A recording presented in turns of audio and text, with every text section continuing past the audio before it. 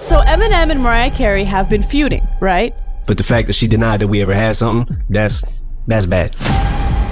Referenced him in a thing and he took it the wrong way and he went nuts, or what happened? No. I'm sorry. He continuously references me. I don't know why. Mariah Carey and Nick Cannon seemingly had a fairy tale romance. After a 6-week courtship, the pair wed at Mariah's estate in the Bahamas in April 2008. Mariah's previous marriage to music executive Tommy Mottola back in the 90s was said to have been toxic and oppressive, with him controlling her every move. Her marriage to Nick Cannon, however, was the complete opposite. Filled with laughter, affection, and ring pops, the couple were said to have been madly in love, but after 6 years together, they split in 2014. In this episode, we are going to revisit the love story of Mariah Carey, Nick Cannon, and everything in between. But before we get started, let's first thank our sponsor. Today's episode is sponsored by June's Journey. Here at Be The Commentator, we discuss various topics. But no matter the topic, it's important to decompress. And I can do that with June's Journey. Developed by Wooga, June's Journey is a hidden object mystery game set in the Roaring 20s. The main character, June Parker, finds herself in tricky situations as she tries to solve the mystery of who murdered her sister. Featuring a diverse lineup of characters, thrilling storylines, and awesome graphics, this game is easy to maneuver, yet mentally stimulating, which is perfect for me. June's Journey lets you personalize the game by building and decorating your own mansion, town, estate, and environment where it feels like you're in a world of your own. Download June's Journey for free by clicking the link below in the description box or by using the QR code on the screen. June's Journey is available on Android and Apple devices, as well as on PC through Facebook Games. Download June's Journey today and see if you can solve the murder mystery. Thank you, June's Journey, for sponsoring today's video. Now let's get started. 2001 was a very tumultuous year for Mariah. In addition to dealing with her ex-husband's attempts to sabotage her career, Mariah was struggling with her mental health, and it all took a toll on her. In the fall of that year, she would be hospitalized. Upon her release, Mariah would split from her new label, Virgin Records, and sign with Island Def Jam. In a 2002 interview with Billboard magazine, here's what Mariah had to say. Quote, "First of all, I learned that if people see that you're willing to work at an inhuman pace, they will push you until you fall down. I've always been scrappy and willing to do whatever it takes to make things happen. That's still the case, within reason. But last year, I learned that I eventually have to face the fact that I'm not a machine. I'm a human being with emotions and a threshold for exhaustion and pain, just like everybody else. I pushed myself hard, and I worked until I hit the wall." So I went to my mom's, and usually when I go to my mother's, I'm there bearing gifts. I'm there as kind of the caretaker. Let's all have a good time. And I was there in need. You know what I mean? And when I collapsed, she freaked out and called 911. Now, if we were dealing with the celebrity machine of the way to do things, when that happens to celebrities, it would have been somebody would have come in, probably given me a sedative or whatever and said, lie down and go to sleep. You'll be fine in a couple days. But we weren't. We were dealing with my mom, a regular citizen of the world, concerned about her daughter. And so I went and I said, you know what? Maybe if I check into a hospital, I'm exhausted. Did an I'll ambulance go. come? Excuse me? Yeah. And I said, maybe if I go, people will understand that I'm a human being and I need a break. What do you make of all of it? There was suicide rumors. That was the thing that really upset me the most, because there are kids who are such fans that they emulate almost everything that I do. So the last thing I would want them to think is, oh, you go through something or you're having a personal problem or whatever, you go and try to commit suicide. That was what bothered me the most. The rest of the rumors, she's in a rehab, she's in this, da-da-da-da. Where were you? It was just a hospital that I think there was a rehab on the premises, but I didn't go there. And that you were treated for what? Fatigue? Exhaustion. Not a nervous breakdown? No, not a nervous breakdown. Didn't need psychiatric aid? No, you know what? I did go to therapy. I believe in therapy. I don't think that that's anything to be. Nothing wrong with it. Exactly. But in some people who don't grow up with that type of, philosophy. They look at like, oh, a therapist. And I'm like, great. By 2002, Mariah was ready to move forward, personally and professionally, as she was set to release her 9th studio album, Charm Bracelet. But her fans would be in for a shock when rapper Eminem mentioned her on his 2002 album, The Eminem Show. In his song Superman, here's what he rapped. Am I too nice? Buy you ice. If you died, wouldn't buy you life. What you trying to be my new wife? What, you Mariah? Fly through twice. Here's what he said about Mariah in his song When the Music Stops. What the fuck you take me for a joke? You smoking crack? Before I do that, I beg Mariah to take me back. 2 months after the release of his album, Eminem was interviewed by Rolling Stone, where they asked if he and Mariah were boyfriend and girlfriend. He responded, quote, "There's truth to that. I don't want to say anything disrespectful because I respect her as a singer, but on the whole personal level, I'm not really feeling it. I just don't like her as a person. I gotta be honest. I learned a lesson from that. Don't believe the hype. I have respect for her, but she doesn't really have it all together. I'll just say that, and that she's a beautiful woman." Mariah would later address Eminem's claims that they dated in several interviews. According to Mariah, there was no intimate relationship whatsoever. Can I just clarify that I did not have a physical relationship with him? I did not have an intimate relationship. I've been with less men than I can, than on one hand. So he's not one of those men. You are, fact or fiction, a diva. I don't know. I guess in today's terminology of diva, I am, because everybody's a diva today. Fact. Look at there. Great. You know what I mean? Yeah. How can you not be? You get it. I guess. During her promotions for Charm Bracelet, Mariah was often asked about her involvement with the rapper. According to Mariah, while working on her album, she wanted to enlist the talent of Eminem.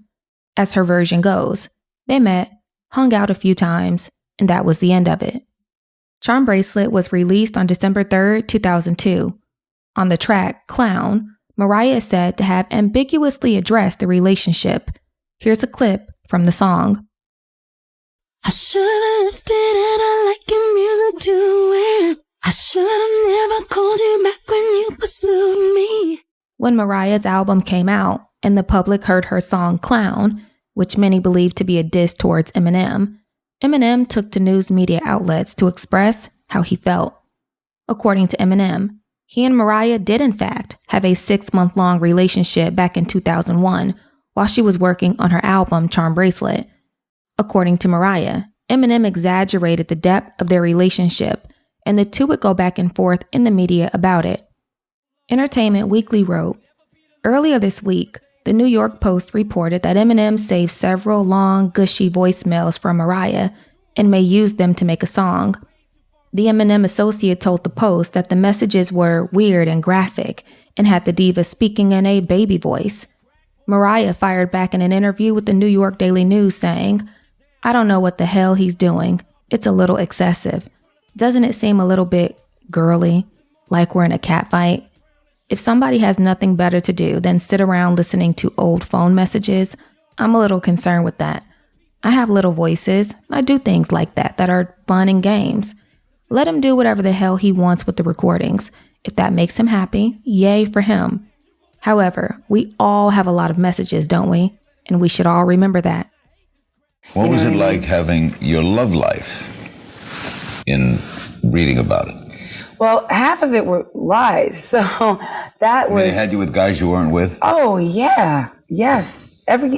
Almost every time you turn around. And it's funny because I'm a very friendly person. And especially when I feel like I can connect with somebody who's an artist or whatever when we talk.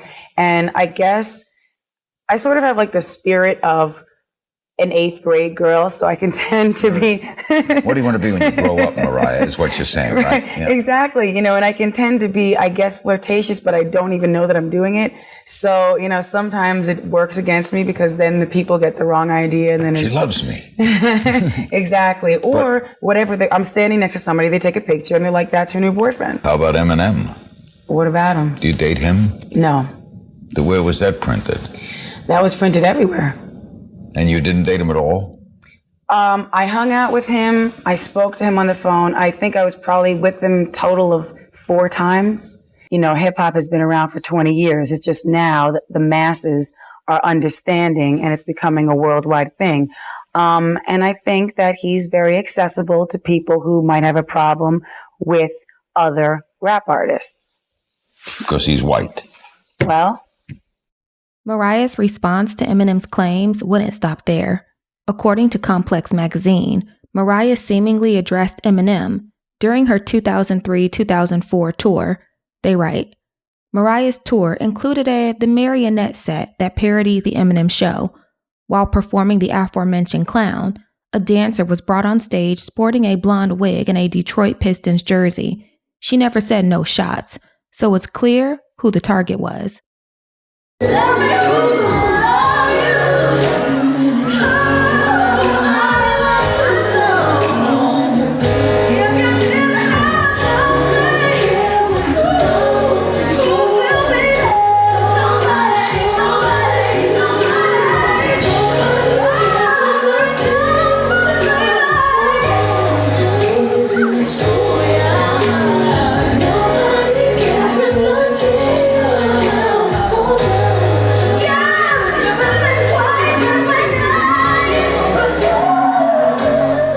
Eminem wouldn't take Mariah's concert diss lying down. In 2005, he had a concert response of his own. During his anger management tour, Eminem played the aforementioned voicemail messages allegedly from Mariah Carey. According to Complex magazine, the voicemail goes, quote, I heard you were getting back with your ex-wife. Why won't you see me? Why won't you call me? Mariah Carey, looking so scary, I don't want to see it. Every time I see her video on the TV, she's so annoying.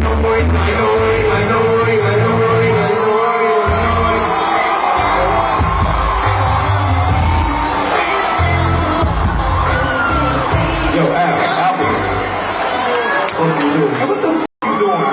You just played the wrong shit.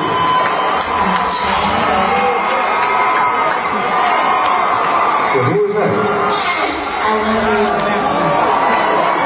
You love her? Who the fuck is that? Yo, that sounds like Mariah Carey. That's me.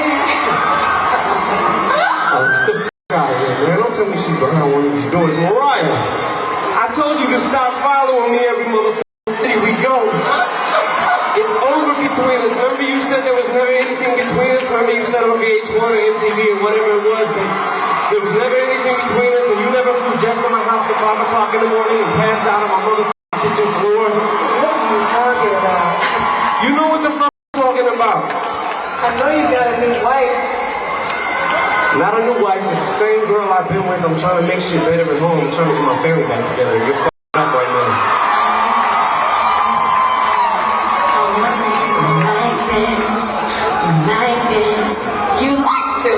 Oh my God. Eminem's voicemail stunt would enrage Mariah's fans, as they called the messages fake. According to the New York Post, a friend of Mariah's would speak out saying, quote, that is not her voice on the messages played in the concert. It's an imposter. She is considering suing him for defamation. They did hang out, but it was Eminem who followed her around. News media outlets called the rapper out for misogyny, with one journalist writing, quote, the foul-mouthed rapper has reportedly enraged the singer Mariah Carey after he broadcast, during his recent U.S. concerts, voicemails she allegedly left for him. The messages, supposedly recorded when the two collaborated 4 years ago, feature her begging, I heard you were going to get back with your ex-wife. Why won't you see me? Why won't you call me? With the sneering misogyny that is his stock in trade, Eminem played the messages on stage before pretending to vomit. Upon the outrage, Mariah would do an interview with Maxim magazine addressing their feud. She said, quote, did I have a sexual relationship with him? No, I didn't. I knew him. I hung out with him a few times, but nothing sexual occurred. I'd admit it if it did, but it didn't. And that's why I was so upset about the whole thing, because I was like, look, if I had an intimate relationship with the person, that would be one thing. But maybe he thought because nothing happened, he'd look bad or something. Okay, so what was going on between you and Eminem, if anything? Nothing. Nothing? Look, I talked to him. I, have spoken to him a few times, whatever. But in terms of me having like an intimate relationship with men, I can name them all on one hand, and he ain't on the hand. Less than one hand, okay? He is not on the hand. Despite Mariah's feud with Eminem heating up, she would go on to release her album, The Emancipation of Mimi, in the spring of 2005. This album would go on to be very successful. In the summer of that year, Mariah attended the Teen Choice Awards, where she would meet her husband-to-be. In her book, she writes, "I had no idea who Nick Cannon was until 2002, when I saw the film Drumline. I thought he was very good in it. That was all. A couple years later, Brat was telling me, he loves you. He always talks about you," referring to Nick. She was a fan of Wildin' Out, his hip-hop-infused improv sketch comedy show on MTV.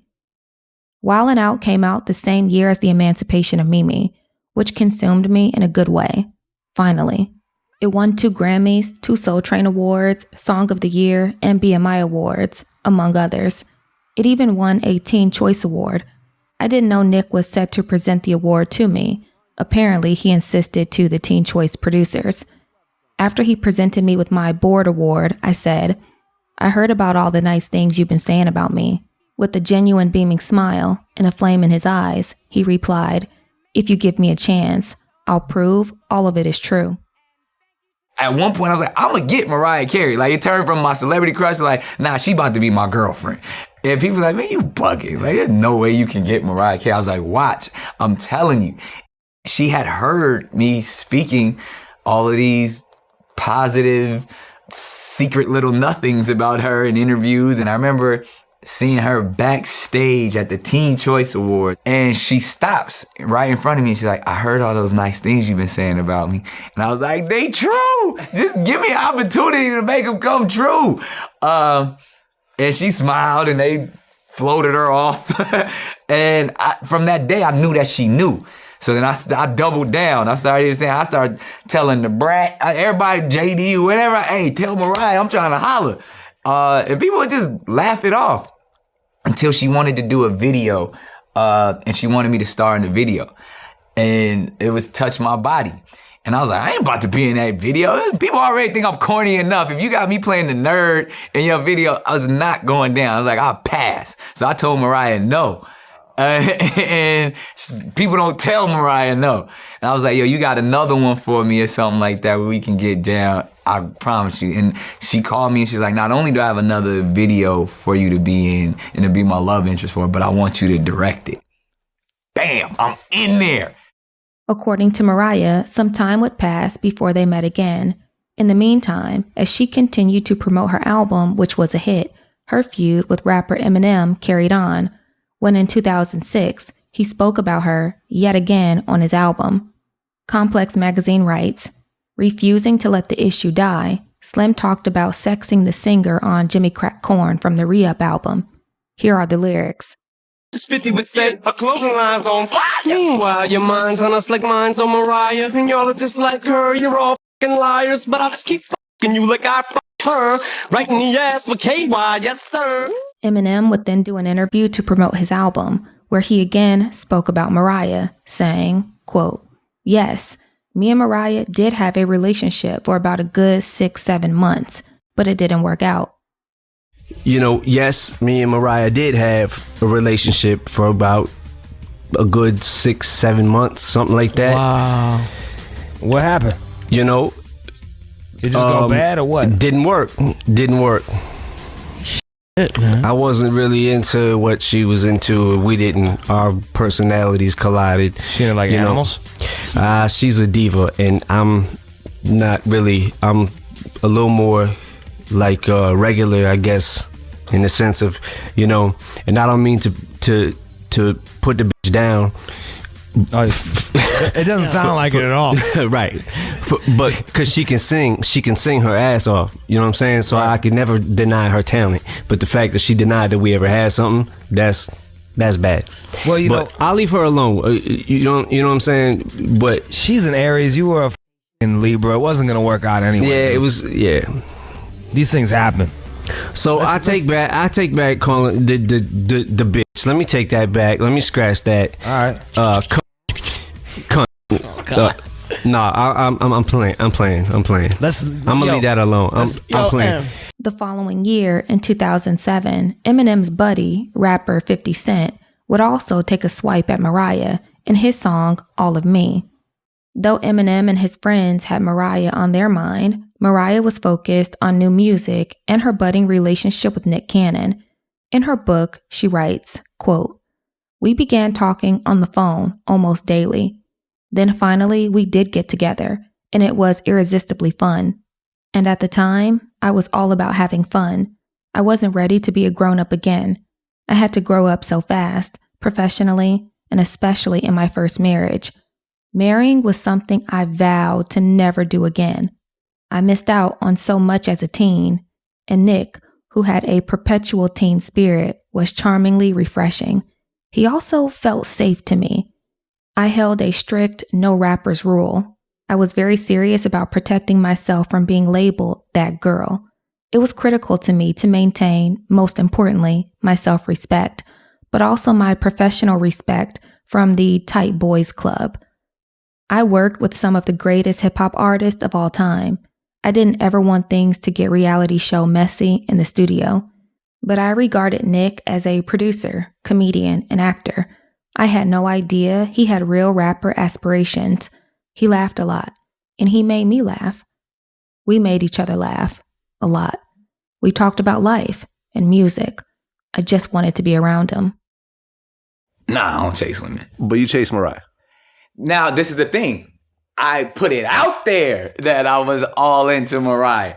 I didn't chase her. And interestingly enough, like even how the story goes, now every interview, who's your celebrity, I would be like Mariah Carey. I spoke it into existence. Okay. She heard about it. She called me. Okay. You know what I mean? And she's like, and ultimately she was like, "Yo, I heard all the nice things you've been saying about it." I was like, "Yo, it's true." And then she actually hired me to direct one of her videos in the being it and all that stuff. And through then, it was a real conversation.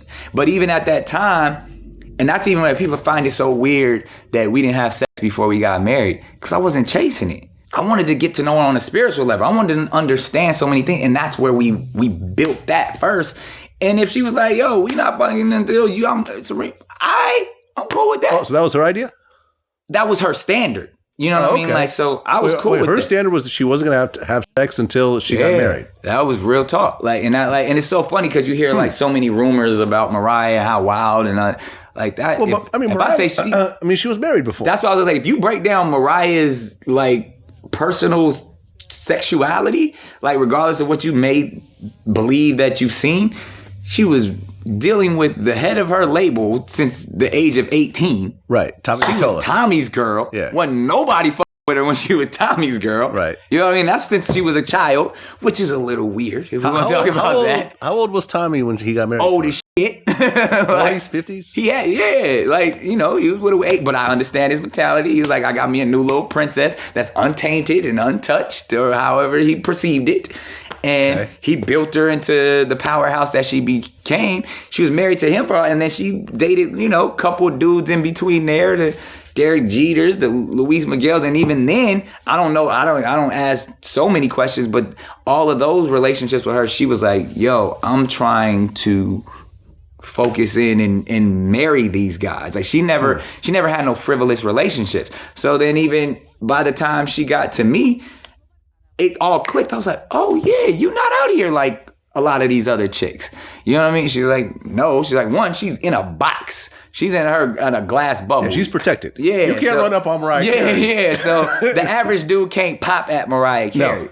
So impossible. Yeah. So even the ones that tried, like, and again, just like any woman, like you gonna flirt and might kiss and do little things, but if you have standards, you're gonna stick to those standards, and I respected that. Nick and Mariah's relationship continued to blossom, with him starring as her love interest in her music video, Bye Bye. Though the pair wanted to move at a slow pace, things progressed quickly, according to Mariah. Quote, "I was enjoying having a fresh, new romantic moment with Nick. We even joked about how we were going to pace ourselves and not rush anything. We quickly established a solid friendship. then even more quickly, hopped on our own underground love roller coaster. We could share our layers with each other. We connected on some very core things. He was a good guy. He was faith-based. He was ambitious. He had been in the entertainment industry for a long time, so he understood the madness. He paid attention to me. The power dynamics between us felt even. I was clear with Nick that I was not at all interested in becoming physically vulnerable again. I was not going there unless there was complete commitment, which at the time meant marriage. Nick respected my position. And after 6 weeks of dating, Nick asked Mariah for her hand in marriage. He loves candy. So he was always eating these ring pops. And then when he was proposing to me, he put this diamond ring in a ring pop. Oh, how thing, cute! A wrapper. Right. So I really didn't know. Like, I was completely oblivious. He handed me the ring pop package, and I opened it up, and it was this diamond ring with pink diamonds around the main stone. And it was, a beautiful moment for me. And then for our anniversary last year, he gave me a ring pop necklace, a diamond necklace. In fact, would you like to say hello to him? Yes, Nick I hope he's on probably the sleeping. phone. Shut up. Oh, really? Hi, Nick. Hello, my love. I tried to call you at home, but you didn't answer. I know I was on the airplane. Oh, okay. Well, so that's a good excuse. You on HSN for a little while. How am I doing? You're doing amazing. You're doing amazing. How good do the shoes and stuff look? It was one of those things where I'm always trying to think of fun gifts to give because, it's more about the thought than, the price and all of that. Mm-hmm. So I knew ring pops were special to us. I mean, it's to everyone. They're nostalgic. They're cute. They're fun. And I knew it would make her smile. So I designed a ring that looked like the candy ring. The couple had a whirlwind romance and were determined to start a family together. According to Mariah, though she never considered it prior, with Nick, it was all they could talk about. Their desire to start a family was a huge reason for their quick marriage. Quote, I sincerely thought I would never have kids. Our relationship changed that. We talked very seriously about having children, and that changed everything. Having children together became our reason. Our desire to have children became a force of nature, and why we got married so quickly. The couple wed on April 30th, 2008. Nick was 27 and Mariah was 38. It was an intimate ceremony, the complete opposite of Mariah's wedding to Tommy Mottola. Quote, our wedding was just about the absolute opposite of my first. It was a total spiritual celebration, not mostly an industry production. It was intimate, maybe a dozen people in all. We basked in the glow of the Bahamian sunset and genuine love. It was ours to have and to hold. We didn't overstage anything. Initially, I was afraid of the concept of marriage, but this is a different situation, and I'm a different person. It's a different time in my life, and nobody will ever be able to steal my spirit again.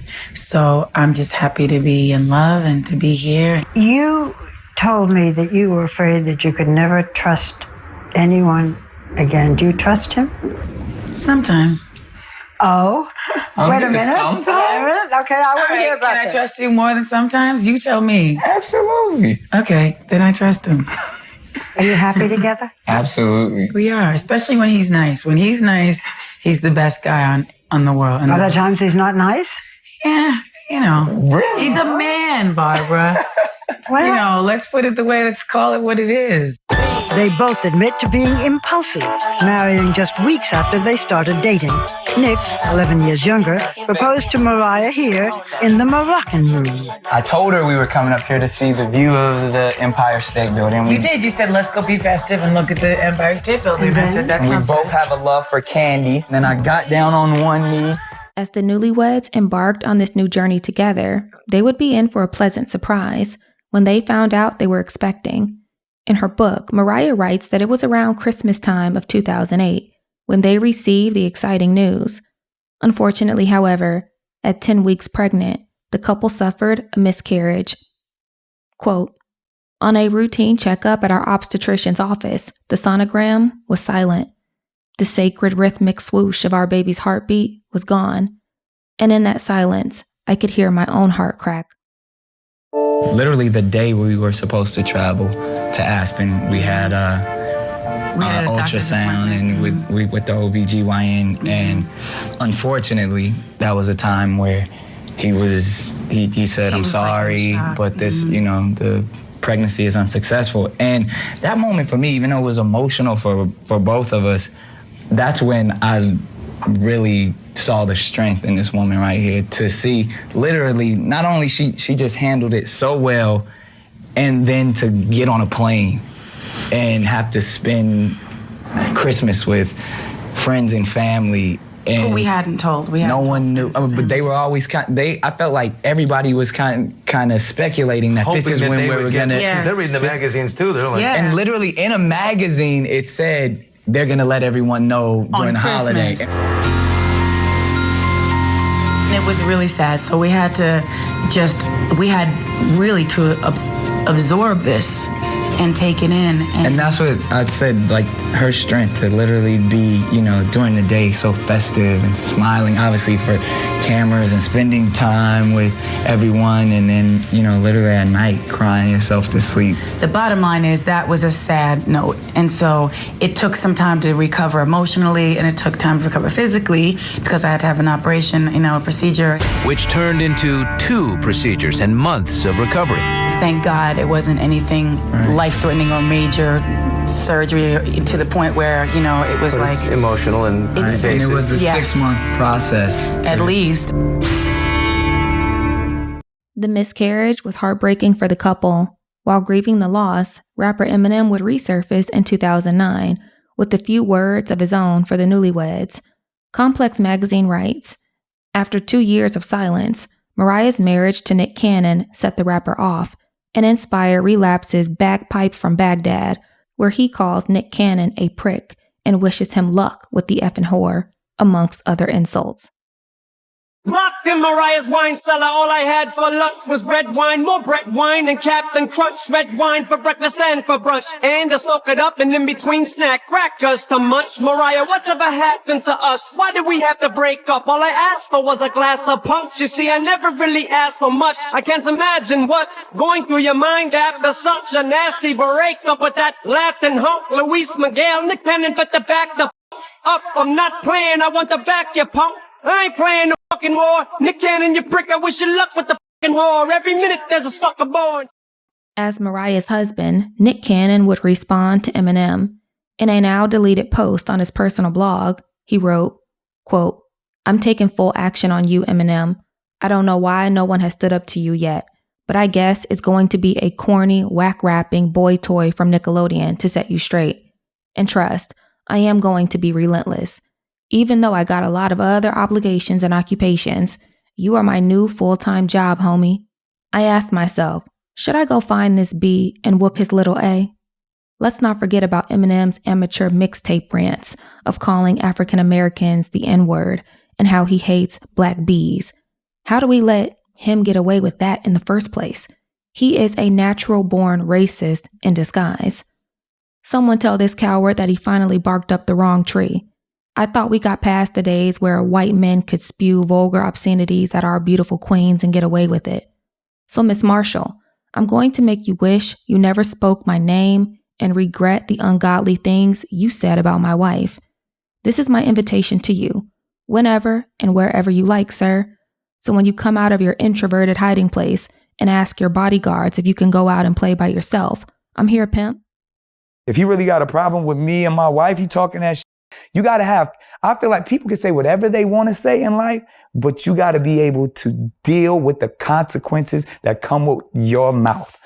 You disrespected, like I had this conversation with Howard Stern, a very man-to-man conversation, because me and Howard Stern at first were rivals. I was on his radio station, 92.3 in New York. He was Howard Stern. He said some disrespectful about Mariah.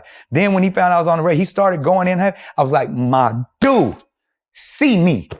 Like, what, we can have a conversation and whatever that escalates to there. But I'm an intelligent man. Let's first have this conversation. But know that if you disrespect anyone in my family in my face, it's happening. He was saying some wild, same level shit that Eminem was saying. And I was like, and this is the root of the problem, Brad. And this is where, I'm all for the jokes, I'm all for the competition and the hip hop. But there's a mentality. It goes all the way back to the slave codes, when the slave codes were established, that there was practices that the slave master, the oppressor, would a black woman and make her husband stand there and watch. And he couldn't do anything about it. If he did anything about it, he was dead. It was illegal. So I'm supposed to stand here in 2008, 2009 and let this white man disrespect my wife, a woman of color, whatever you want to believe her color is, because that's a whole nother debate. She ain't even black. Her daddy blacker than me from Harlem. Whatever you believe that's a woman of color. And I'm not supposed to do nothing. And then I got my entire community be like, man, let that shit go. F out of here, let that go. Would you let that go if that was your wife? Would you let that go if that was the mother of your children? And this man is going to sit there and laugh at you in your face because he can rhyme some words together? I'm beating his ass. Or he's going to have to say, you know what? I didn't see it that way, Nick. You know what? I didn't think it goes all the way back. I see where you're coming from, man, because that not only did I hurt you, but I hurt an entire community based off of my anger. And therefore, now I can project this and continue to see little boys and girls of color have to deal with this racial institutionalization that, a white man can say whatever he wants to say when he's angry and there's no repercussions behind it. No, you're going to see some repercussions. It's going to happen. Well, he mentioned Mariah again on the Fat Joe song. Yeah. Once again. Once a motherfucker. I'm not going to read the lyrics. And mental health. And he didn't get, you know what I mean? I mean, yeah. 2 weeks after posting the blog, Nick was interviewed by Entertainment Weekly. Here's what he had to say. Quote, Eminem is still obsessed with my wife, the same female that wouldn't let him get to second base from 8 years ago. I felt like I said what I had to say. I didn't take the post down like, somebody's instructed me to do it or anything like that. It was just one of those things, like I said it. The traffic to my post pretty much crashed my site, so that was the only reason why I took it down. I feel exactly the same way about it and stick by everything. But I think it's one of those things where it becomes not really that big of a deal, you know? I feel that my relationship with my wife is one of the best things, or the best thing that's ever happened to me. And it has nothing to do with celebrity or this industry. It's all about, just love and finding love and being happy and respecting the union that it is. When asked if his beef with Eminem was over, Nick said, I never even considered it as beef. It's not beef. It's just, hey, I heard the record. I said what I had to say. Yeah. You got dragged into it in a way. Yeah, I got dragged into it. And again, I wasn't going to let anybody disrespect my family, my wife. And, and I was like, however you want to handle it, we got to handle it. If you man enough that we could just have a conversation, let's have a conversation. But you going to apologize. Okay. And I'm going to see you in person and tell you that that's what you have to do. Because if you man enough to say this, you man enough to deal with it. What I care about is respect. And you're going to respect me as a man. You're going to respect my family as a man. So let's deal with that shit. And if you want to make songs about it, you want to tap in, do all that shit. But you're not going to disrespect me or my family and we see each other in words or actions not going to happen. And that's just how I put it out there. And then people didn't expect that energy from the persona that they thought I was. Little Nickelodeon dude think he tough. He's like, nah, it wasn't about none of that shit. We gonna deal with this like men. And if you a man, let's deal with it. And then it got over sensationalized and all that shit. And it was silly at the end of the day. I was like, well, shit, let's come on wilding out. Let's have fun. You know what I mean? But you guys never talked. I attempted to talk to that man so many times. And again, a little bit of a recluse. He ain't, I get it. He's a superstar. He live in his mansion in Michigan and he don't, he talks to who he wants to talk to. But yeah. I went to management. I went to cats who know him, the street cat, whatever. I just want to holler at him. Right. Come on, you owe me that. You gonna put my name in a song. You gonna talk about me in interviews, but we can't chop it up like grown ass men.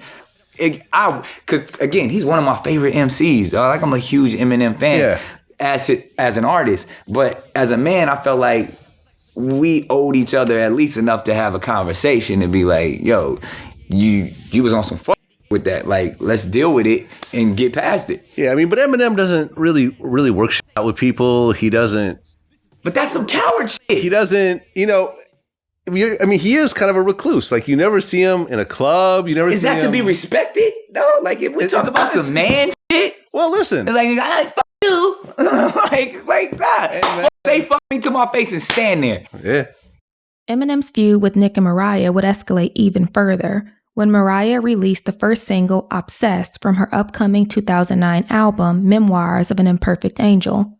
Complex Magazine writes, Obsessed, the first single from MC's upcoming album, seems to be a clear shot at Eminem, despite her and her husband's denial of any beef.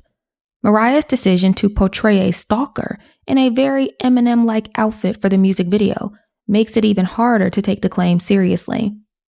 In an interview with MTV, here's what Mariah had to say. Nick was like, why don't you just play the stalker? And I'm like, I could do that because I've been acting lately. I've done a lot of different things, and I'm very proud of the work that I've done lately. But the thing is, this was a chance to work with Brett Ratner, who's done everything. This great Rush Hour. So many Rush Hours. So yeah, for just, one of many. But the point is, Nick was saying, yeah, you should play the stalker. And I was like, yeah, I could do that. And then everybody started having their own speculations about who the stalker was. Right. I'm like, look, me? And when I look at that stalker and me with the beard and the whole 9 yards, like that, I look like my cousin Chris.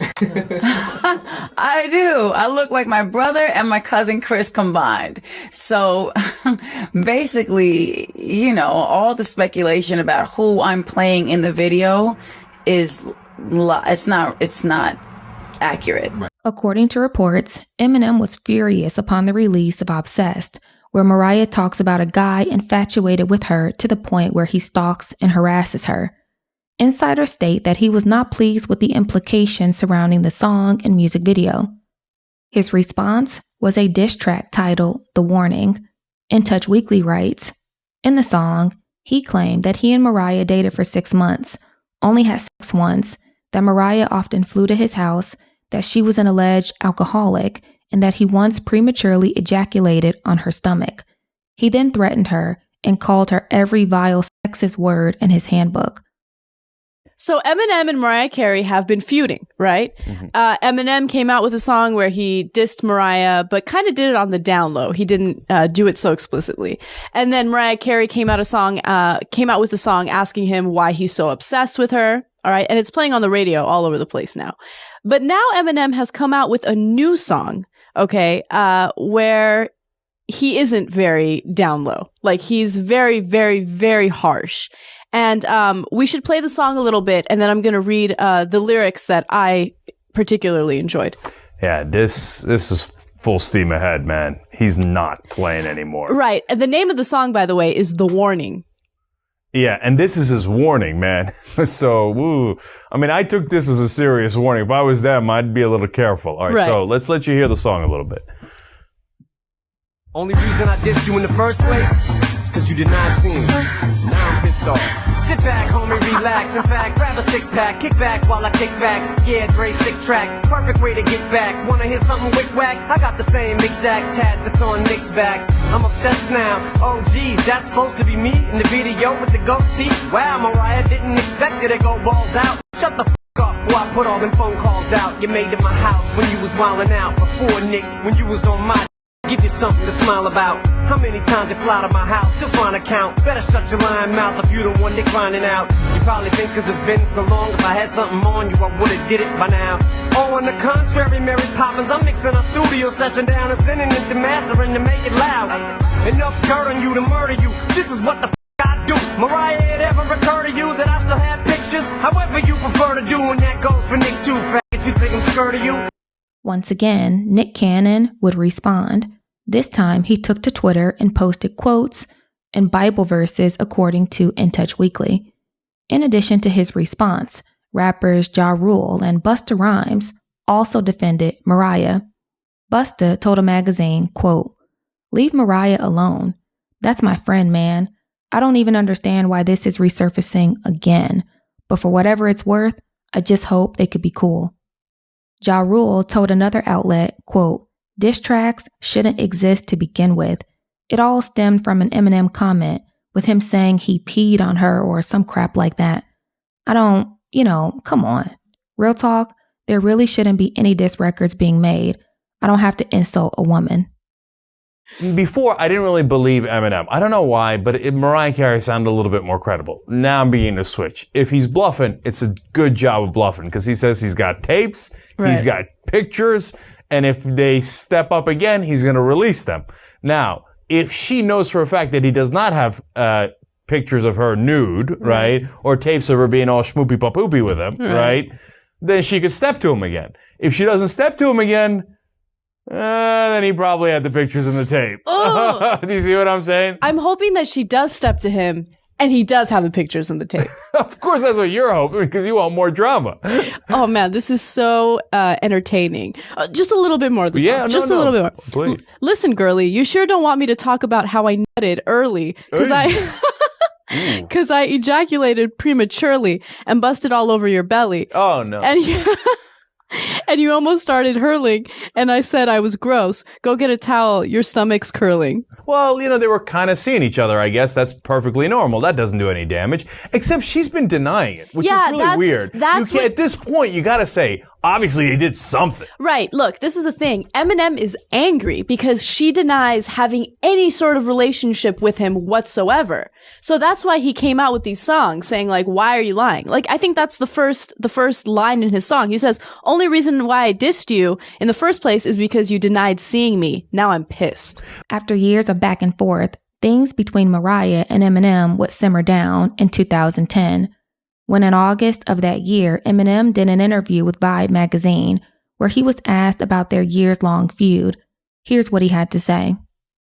You know what? I really don't want to talk about her anymore. Only because it's kind of like the last thing I said about her was on Cold Wind Blows. I made the comment, take a look at Mariah next time I inspire you to write a song. I don't want to keep beating a dead horse. I'm not even going to comment about it. I'm done with that whole situation. I said what I had to say, and I'm done. With the drama now behind her, Mariah focused on healing her body physically, mentally, emotionally, and spiritually, in hopes of trying again for a baby. Mariah wanted to detoxify herself completely. And this process worked, because in 2010, Nick and Mariah found out they were expecting twins. Quote, growing 2 humans was rough on my body. I gained over 100 pounds and got very ill. I developed poisonous edema. I was dangerously swollen, full of toxic fluid. I also developed gestational diabetes. But the most damaging of all my afflictions was the loneliness. Nick didn't quite comprehend the enormity of what I was going through. Once, we were at an appointment. My kind older doctor, in his thick Middle Eastern accent, looked over at my sulking second husband and said, poor Nick, he's so exhausted. Were you worried about carrying a child? I don't think I understood the enormity and the magnitude of what it really does to your body. Like, it's not just, oh, you don't look pretty and you have a bump. No. You had a very tough pregnancy. Yeah. And carrying 2 babies, unless somebody's been through it, it's difficult to understand what I went through because my pregnancy was very unique in terms of what happened to me. The public never knew about her long periods of bed rest, false labors, and several emergency trips to the hospital. What we did see was a very pregnant, very public, yet irrepressible Mariah releasing a Christmas album,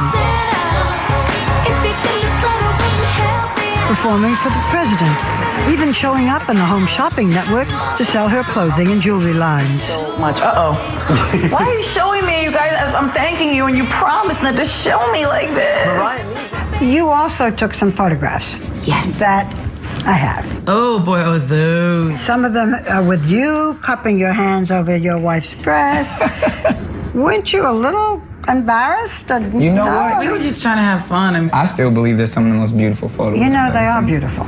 For me to get at least my hair and makeup done during that time, I was so miserable. I hate to say it, I'm blessed, I'm so thankful, because people will watch this and be like, oh, Mariah Carey complaining about her pregnancy, and I don't want to do that.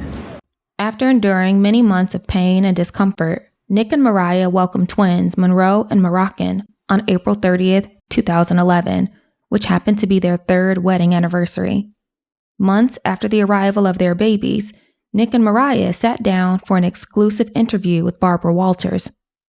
Nick, you said recently that you want your children to do something greater than entertainment. I think society puts too much on entertainment and entertainers. They praise them like they're royalty, especially in America, where it should really be about the teachers or, the doctors. I want them to be able to sing as beautifully as their mother. I want them to be able to play instruments and everything, but I want them go get a PhD. It's kind of one or the other sometimes. I hope not. You gotta do the music We got thing little first. geniuses. They can do it all. No, they're incredible, but I will say that they really respond to music. But I want to make sure we get education first. That's all. What does this marriage and these babies give you? My family gives me everything. Unconditional love means the world to me. I mean, it's completion. It's just love. It's a beautiful place to be. For the next few years, Nick and Mariah presented themselves as a united front, renewing their wedding vows annually. But in August of 2014, reports would come out that their marriage was on the rocks. A source told People magazine that their marriage had been bad for a while, and that Mariah was staying with the kids at their Marital New York apartment, while Nick was staying in hotels. To make matters worse, Nick and Mariah were both photographed without their wedding rings, sparking further speculation that the two had in fact split. Are Nick and Mariah heading for divorce? Well, the New York Post certainly thinks so. The paper blasted this headline today and some interesting details. Earlier this year, when Nick Cannon was hired to host some pool parties in Las Vegas, Mariah tapped extra security to keep an eye on him. So is there any truth to the split story? Here's what we know. This was the couple's last public appearance on February the 12th for the premiere of Mariah's You're Mine music video. The next day, we couldn't help feeling a little bad for Mariah when she told us she and Nick were spending Valentine's Day apart. I will be sitting alone at home, just alone, pining away, being like, thanks, Nick. And then there's the social media factor. Nick and Mariah are usually publicly affectionate via their social media channels, but in recent months they haven't been visible. On Mariah Carey's feed, we haven't seen a picture of Nick since June. That was on Father's Day when she posted this adorable picture of the whole family together. We have also learned that on the set of BET's Real Husbands of Hollywood, Nick recently joked that they might need to call the show The Real Ex-Husbands of Hollywood. So far, no comment from Nick and Mariah's reps. With reports that Nick and Mariah separated, their marriage would become media fodder, with reports swirling that Mariah was an alcoholic and that Nick tried to get her to go to rehab to no avail. IB Time writes, reports claim that Mariah is taking the separation really hard. She is said to be so depressed over her marriage situation that she may be heading to rehab soon. A source told Radar Online, quote, she has a different bond with Nick than any of the men she's been with, and that's why she's taking this breakup even harder. She's going to have a total breakdown if someone doesn't intervene soon. After months of speculation, Nick Cannon confirmed that he and Mariah had separated. It was December 2014 when he confirmed the news with an official statement. Not long after releasing his statement, Nick filed for divorce on December 12, 2014.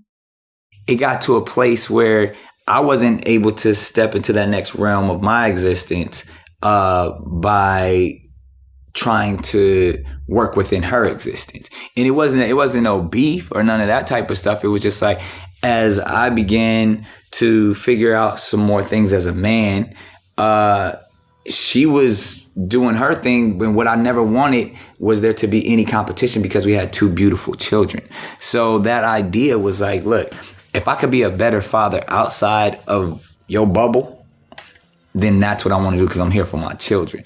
And no disrespect to your bubble and how y'all move and the system that you've created, but that's not conducive to my lifestyle and my beliefs. So therefore, I got to step outside.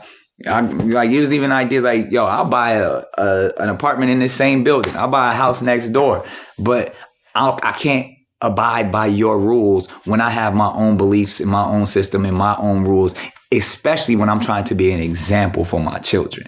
And that is as simple as that. Like it had nothing to do with no infidelity. It had nothing to do with any of the rumors and none of that. It was just like, yo, I believe in different things. And what I'm not going to do is to pretend like I'm rocking just because I love you. And then we both in a fucked up situation 10, 15 years from now because I didn't step up and speak up as a man as I should. When you got married, you didn't feel a higher sense of partnership with that person? As a business, a marriage is a business. That's what I'm saying. It's an institution. But it's all kind of intermixed, right? So therefore, and to be in a relationship, that's to make you a better person. That's to build. You're supposed to grow together, come together as one and grow. If I can no longer grow, if I'm good, or if I'm reaching down to help this person grow, then we can't be equally yoked. I'm in a disadvantage. And now there's all these laws and legalities and these contracts that you're placing in front of me to supposedly describe my love, that maybe that's the easy way out. I can express and describe my love without signing a contract that was written by some man 200 years ago. Well, I mean, I assumed there was prenups before you guys got married. Yeah, and I was that was interesting to me.